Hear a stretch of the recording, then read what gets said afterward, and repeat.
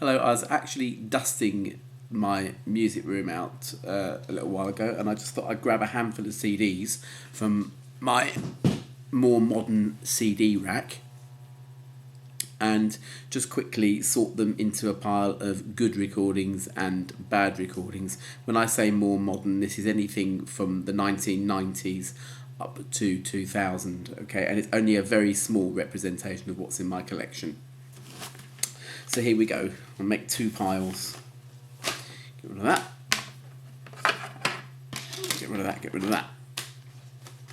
First up, Cooler Shaker.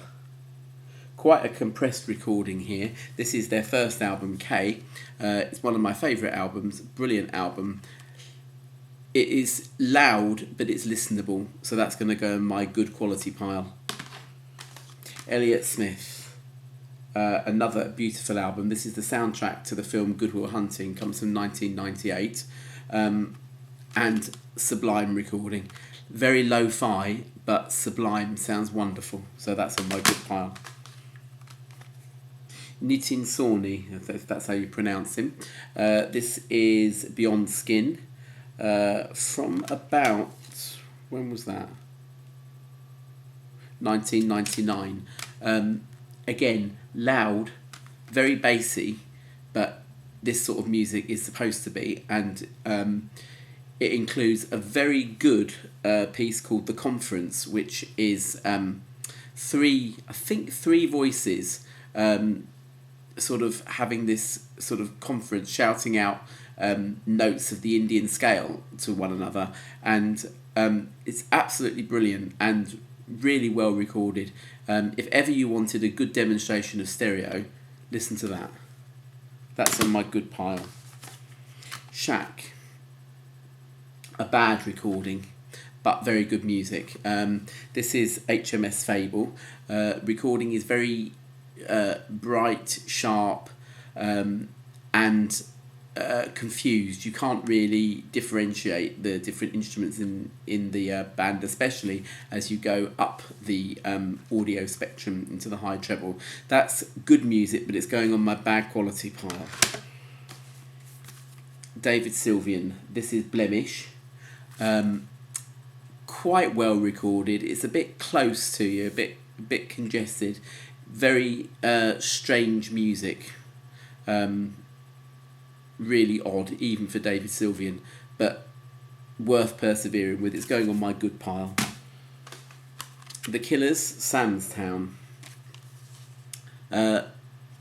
Quite a good album, but a bit so-so with the recording. It's not as compressed and as loud as some albums that you get these days. This is about 2005, 2006, 2006. But nevertheless, it's quite bad quality but good music. So that's going on my bad pile.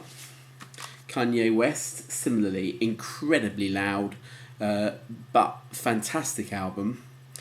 Slightly politically incorrect, but I think his intentions were quite good, at least better intentions than some of the rap crap that you get these days. So I like that one. So that's going on my bad quality, but again, a good album.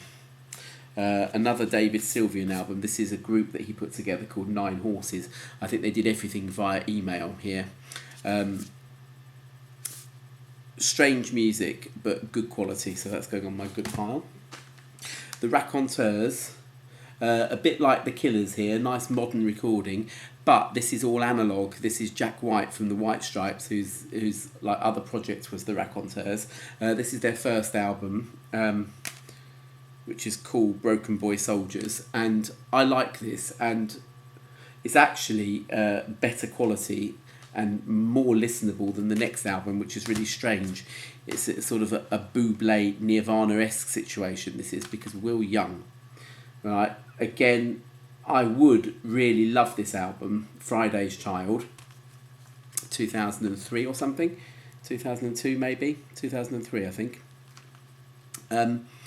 It has Leave Right Now on it, and it is absolutely sublime, but unfortunately the quality is terrible, really loud, and it's one of those that you can only bear to listen to about once all the way through, and then occasionally you might sort of play your favourite track from it, but it's very, very poor quality and much louder than the raconteurs, and you wouldn't have thought that that would be the case.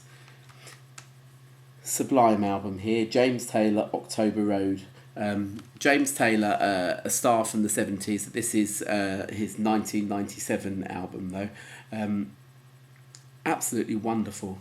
And there's a song on here called Belfast to Boston, which is a real test for your hi-fi setup, because it should sound like synth bagpipes, because that's what they are on there. Shouldn't sound real at all. And a lovely version here of Have Yourself a Merry Little Christmas. Wonderful, wonderful. That's going on my good pile. So, funnily enough, out of my modern albums, or out of a curious selection of my modern albums, 7 of them are good quality and 4 of them are lousy. I'm sure if I took a bigger sample of them, then the opposite would be true, but there you go.